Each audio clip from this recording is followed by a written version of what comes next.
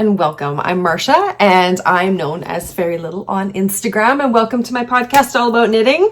I want to say thank you for joining me today, and welcome to all the new subscribers, and welcome to everybody who's coming back and anybody who's checking me out for the first time.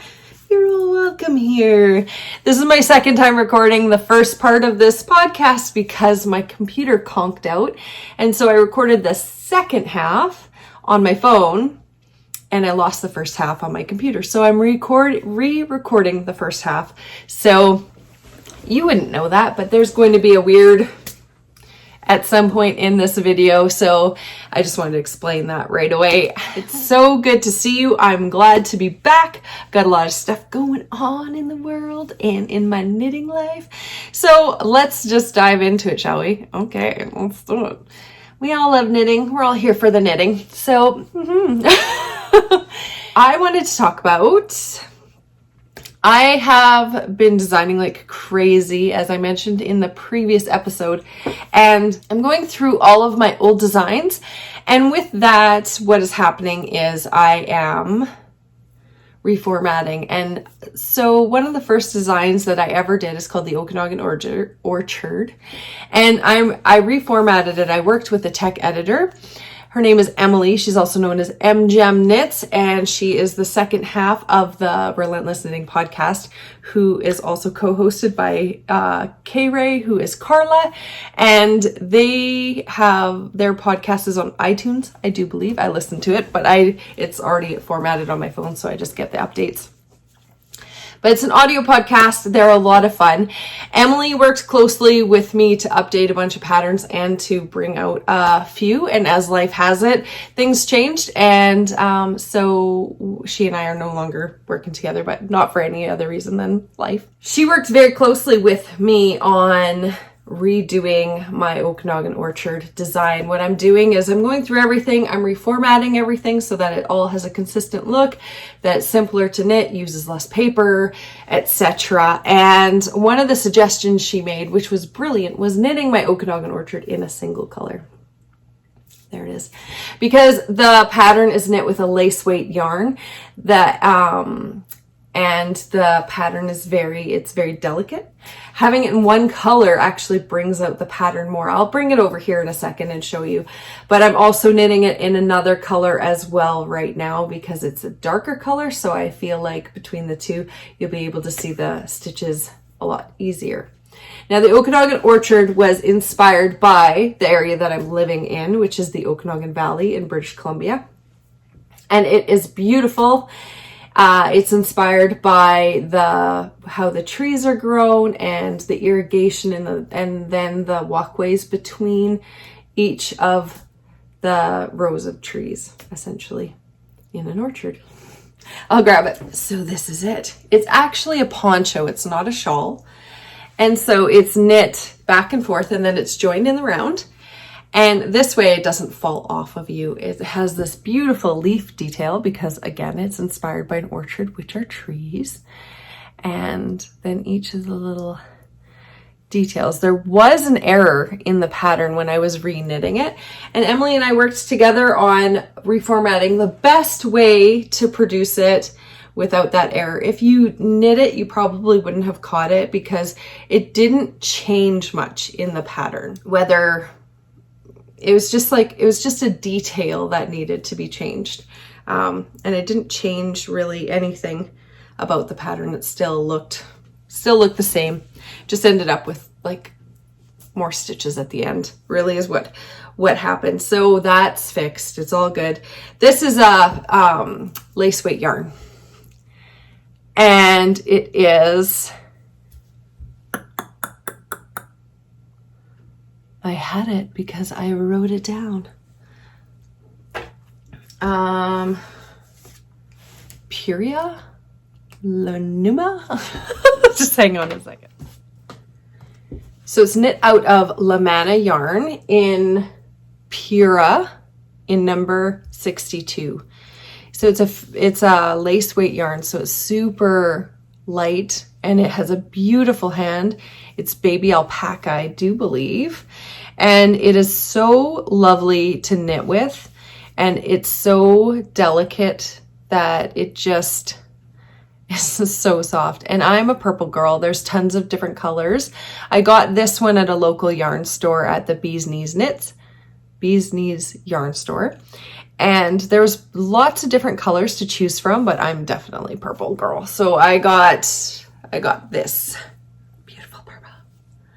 And I love it. It's so pretty. And one of the girls keeps running away with it because she loves it so much. So that is that. It is on Ravelry, and I'm going to be trying to get my designs up on, I believe it's Love Yarn or Love Knitting. I have one pattern up there so far, but there's a whole process to get them put up. So I'm just working on it, and soon I'll have that. And I'm also working on a website as well that I have. So I'm working on a bunch of different things, and that is one of them. One of the things I'm also working on is with all my old designs, trying to get a schematic put in, and I'm working with my new tech editor on getting schematics done and grading done and etc. on a bunch of patterns that are A, coming out, and B, the old designs that I'm reformatting. So lots of hard work happening in the background that you guys can't see, but I'm super excited about what's coming up. The next one I'm going to show you is something that has come out recently. It's called the Absorption Cowl, and it's what this episode's actually named for. So when I work on a pattern, I actually knit it with my test knitters, and my test knitters who worked on this, it was so amazing to work with them. They were like so chatty, and by the time they started working on it, like a couple colors in, they were already picking their next colors, and they kept talking about how addictive it was and how meditative it was and how they like couldn't wait to work on the next one. So I'm really, really pleased with how this one has turned out. And how it came about actually was Allison Barnes from Allison Barnes Yarn contacted me, and she asked if she could do some yarn support because she knew that I was working on a book, because we're also friends outside of the knitting community. So she contacted me and asked if she could do some yarn support for my book, and I said, absolutely, your yarn is amazing, so let's collaborate. So she sent me some beautiful, beautiful yarns, and it's a broken rainbow, which is amazing, mini skeins and a full skein. And I was thinking, I noodled around a couple different ideas, but then when I got the yarn, it really just came together for me what I wanted to do with it. So this is what I created. So it's five or six mini skeins. This is 6 mini skeins and 1 full skein. So this is what it looks like. And the really cool thing about her yarn with the broken rainbow is that each color pulls a color from the previous one. So this one is yellow and green, and then this one is yellow and orange, and then this one is orange and pink, and this one's pink and purple, this one's purple and blue, this one's blue and green, and then blue and green, and then it repeats back down. And it's done with short rows, and it's a fairly simple knit. It's not easy. It's not for a beginner knitter, but if you are just like going into knitting in the round and you're ready to try some short rows and you want to play a little bit more, this is your gal or guy. This is it. Gender neutral, whatever. This is it. It's so big. It can be used as a hood. Like Canadian winters, right? So we need all of the extra layers we can possibly get. It's a good size, and it is so comfortable and squishy, and it's such a fun knit. So fun. And by the time you get it done, you're going to want to pick your next colors and have them on the needle. The great thing about this is that you can knit it out of any of your mini skeins. Like you can have your own, select your own 600-gram mini skeins, or those beautiful skeins you have in your stash. You can definitely check that out and like create your own collection of minis. As well, Allison Barnes Yarn has kits, so you can go and get a kit from her. Also, the next one I'm going to show you is let me just get this off. This next one is Sea Turtle Fiber Arts, And she also has kits available as well. Now this one I knit, I asked Scylla if she had some mini skeins, and she did, and she's like, oh, I'll knit that out of this. And then I just took her mini skeins and I knit it for her. So she's excited that she didn't have to knit it because she's still working on her PhD. So now she's got this beautiful cowl that she can wear in her favorite colors that she didn't have to knit. So she gets all of the lovely funness of it, but without all of the work. But so this one is the dark rainbow, which is super cool. And again, there's kits as well through hers. And so another option is you can knit it out of 5 mini skeins. It has both directions in the pattern. If you use 5 mini skeins, I had a set from, oh, and this black in here, actually, let's go back for a second. This black in here is Sweet Georgia yarn in cobalt, and it is it's so nice to knit with. All of them are. So I had this set from Sweet Georgia, and it was a cashmere blend, and you can put cashmere mini skeins into like a blanket or something, but if it's cashmere, you kind of want it where you can see it and feel it. It's like a luxury. So I put it in a cowl, and I'll show that picture right here because one of the kids has absconded with it, and so I don't know where it is. So it's knit in one of their mini skein sets. It's a cashmere set, and it's out of 5 mini skeins. And again, the black that is included is Sweet Georgia in black cauldron. That's the black that I'm using. So the final one that I have is actually knit with 2 full skeins, which is the third option that you can do when you knit this. It is knit with, this one's Sweet Georgia, and it's a natural, and it is actually a sport weight. So it's a little bit heavier, and the sport weight, because it's heavier, it didn't go as far as having a fingering weight because it's less yardage. So it didn't actually go as large as it could have, but doing it in one color, you can kind of cut it like 2 repeats before the end or 4 repeats before the end, or however you want to do that. And then the second color in here is this beautiful pink, which was it was a special skein. I got this, I ordered it online. It is from a homespun house, and the fiber content isn't anything like it's a wool nylon blend. Like, it's not anything that you can't get anywhere. But it was, I ordered it from Germany when she lived in Germany the first time. So to order the wool and to have it shipped to Canada, it was over $70 Canadian to get it here. So even though the fiber content isn't anything super special, it was special because it cost so much to get it here. So, so I wanted it to be in something that I can see because it has value for me. And so I put it in this, and it's these colors together just make me really happy. They're really beautiful, and I'm very, very happy with them. Now, I hope that this isn't too glitchy because I don't know where I ended off when I began my other video. So, and I know that when I first recorded it, I included a lot more information, but I have to go pick up kids. So this is like the Coles Notes version of the first recording that I did. Next time I'll be totally recording it differently, just on my phone, and then there won't be that issue. Lesson learned.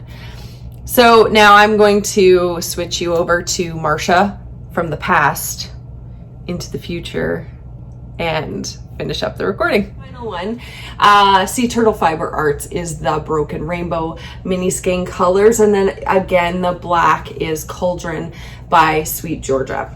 And I enjoy using Sweet Georgia's black. It is a black, and I really like a black.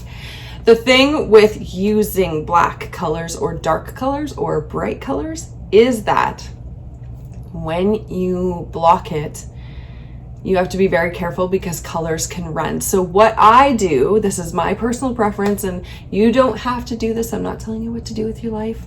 But what I do is when I'm blocking with bright colors, I don't use heat. So I will use like a very lukewarm to cool water to soak it in, because heat opens the fibers and it will release the color. So I don't want that to happen. And that's how you dye yarn, is when you use the heat, it opens the fibers so that the color can go in. And when it cools, it attaches, the fibers close and they clamp onto that color. So when you add heat, you're opening the fibers again, which can release color, which some people find. Also, using certain wool washes will also help release color. So when I am blocking a brand new knit, I block it with cool to like lukewarm, more cool than warm water, and I soak it for about half an hour, and I do not use any wool wash, none. And I have not had a problem with colors bleeding into each other at all. So if you're finding that your colors are bleeding into each other, then may I suggest you turn your heat down and either limit your wool wash or don't add it at all. Like, I would use a wool wash if I'm doing a sweater and it's one color and it's something that you wear that you sweat in, I would use it for that. But I've gotten so far away from using wool washes and heat on my knits, and it's just made a huge difference for me personally. So if that's something that you want to try, go ahead, let me know in the comments below how that worked out for you, or what your way of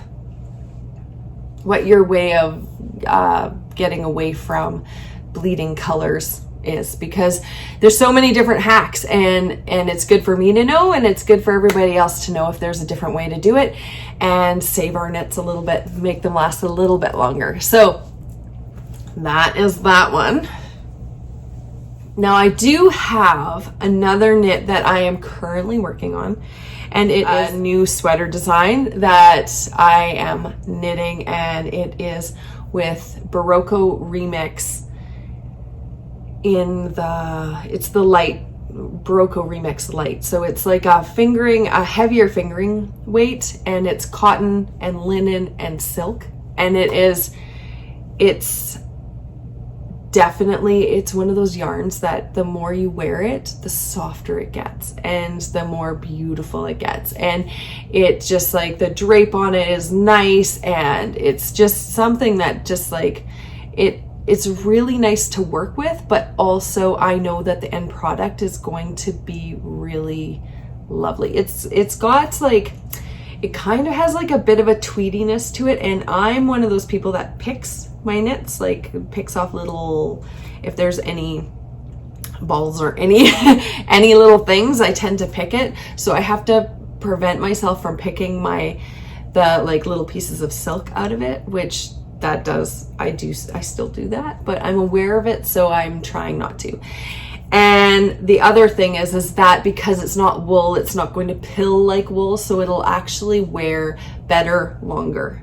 So I'm trying to try out different fibers, and I know not everybody can wear wool. People are sensitive to wool and alpaca and animal fibers, and this is not that. It is definitely a different choice. It doesn't have the same bounce back that wool has, but in the garment that I'm knitting, it doesn't require bounce back. Like the looser, longer it grows or whatever, it's just gonna be more comfortable. So that is coming up, and it's actually with my tech editor right now. It's being graded for all of the sizes across the line, and it's actually a hoodie. So I'll throw in a picture here of the hoodie, and I am going to need some test knitters for that. So if you're interested in doing a test knit for my hoodie, then I would appreciate if you contacted me through Instagram.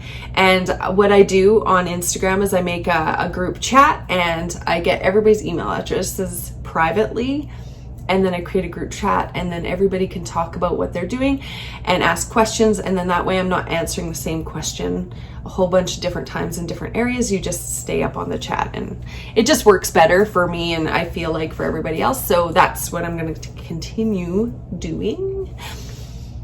Okay, and now here is another, it's a finished object that is not one of my designs, but it kind of is, if that makes sense, because I just do a vanilla sock, and I hadn't knit socks in over a year, yeah.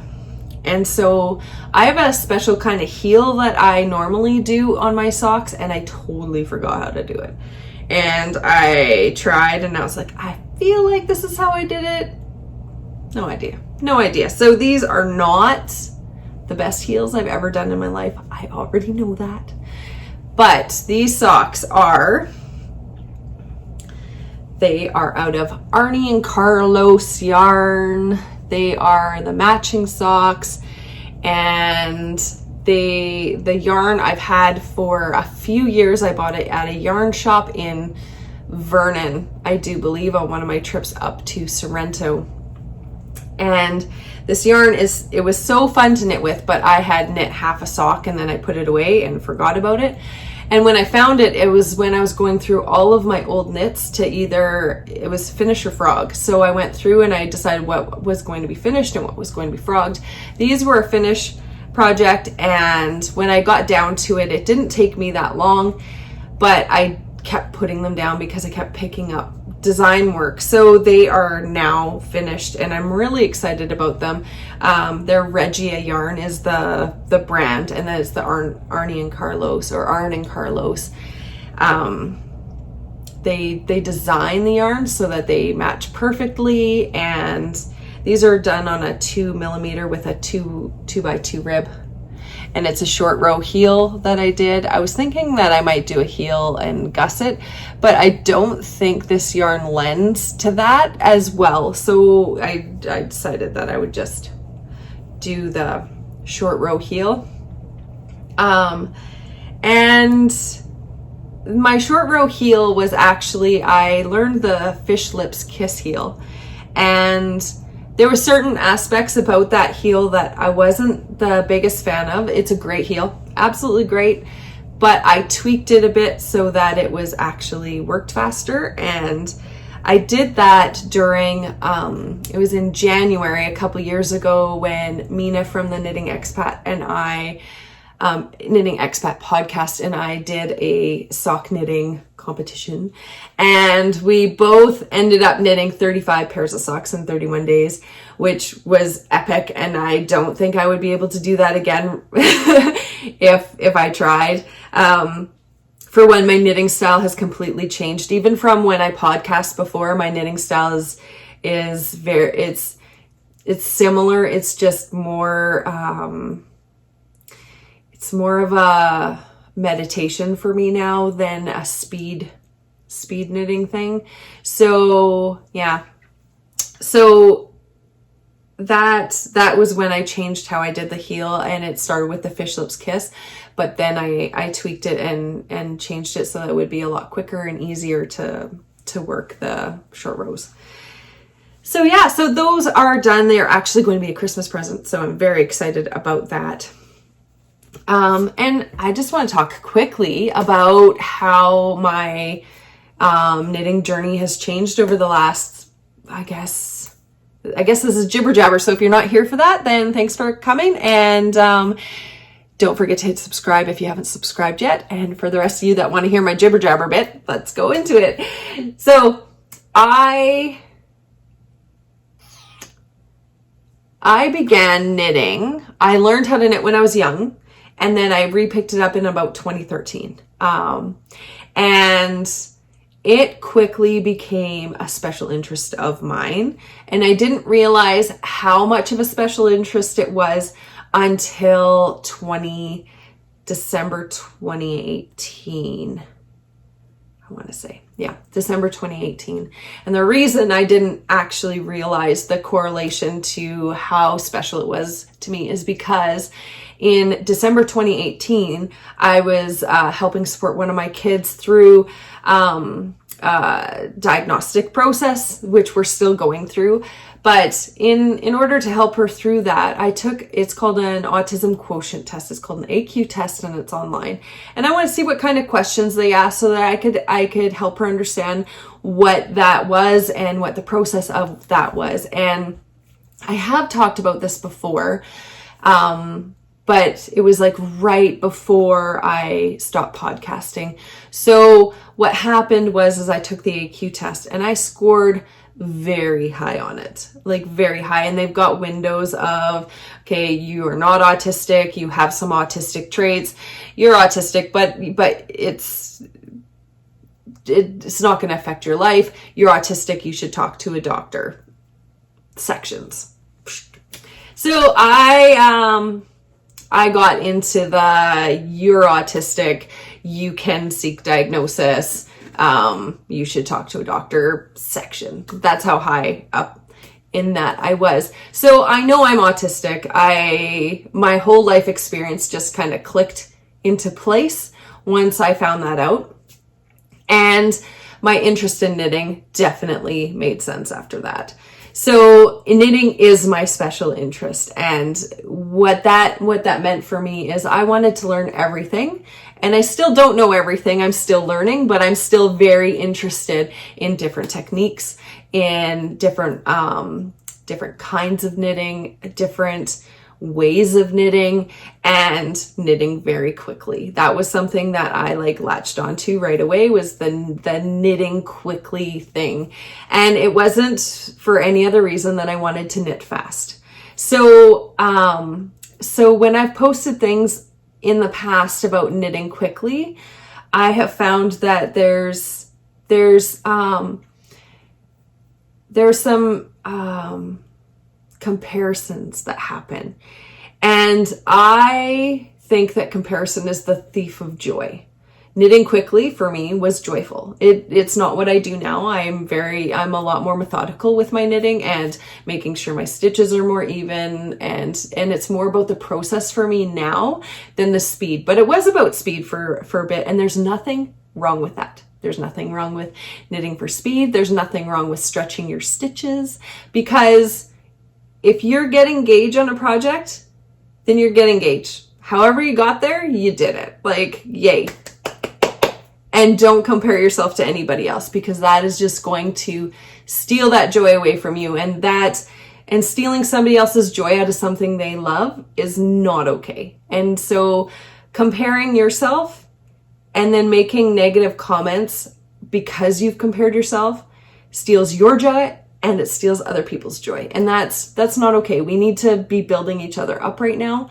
And if somebody knits fast, yay, you knit fast. If somebody knits beautifully, I'm so happy you knit beautifully. There's something kind we can take out of anything. And in the last year, some of my videos have gotten some pretty not friendly things said, and I've taken it in stride and deleted some things. And I understand that when people are comparing, they get defensive, etc. But I'm autistic. If I'm gonna knit fast, that's okay. And if you can't knit as fast, nobody's saying that that's a bad thing. You're knitting. Enjoy your knitting, whatever that looks like for you. If you only knit socks, I'm so happy that you are knitting, period. Knitting socks, do it up, do it all the time. It's so good. And I also knit to stim. It's one of the ways that I can handle being around people that I don't know, is I bring out my knitting. And it's not to talk about knitting. It's not to show people that I can do something that they can't do. It's because that brings my world in and makes me comfortable. And if it's going to make me comfortable, that's what I'm going to do. And that is okay. There's so many things that are okay about knitting. Everything's okay about knitting. And I don't want you to ever feel like I'm shaming you or comparing to you, because I'm not. I'm doing what I love, and I'm so glad you are here for it. And I'm so glad that you're picking up those needles and you're knitting whatever it is that brings your heart joy, because there is too much in this world right now that is taking away people's joy. Way too much. And we need to be focusing on the things that will bring us joy and bring us balance and bring us back to center, because everything outside of us that we cannot control, at least we can knit lace or knit a sock or knit a scarf, like anything, pick it up. It's good. It's all beautiful. It's all worthwhile. And it doesn't matter what yarn you're knitting with also. Just so you know, there are people that will only knit with high quality yarn, and that is amazing because you can afford that. That's so great and so happy. And I'm one of those people that I collected a lot of yarn when I could afford it. So I can still knit with glorious yarns. But there are people that their only access to yarn is through, say, Walmart. All of you are welcome here. All of you are welcome. You're accepted. This is a beautiful place. Pick up your needles and let's knit together, because that right now is a little bit of joy that we need in a world that is like the weirdest year ever. And thank you so much for joining me and through my little rant-a-noodle at the end. I appreciate all of you. If you want to help support the podcast or me or my designs, then the link is below to my designs, and you can actually help support me directly by purchasing one of my designs.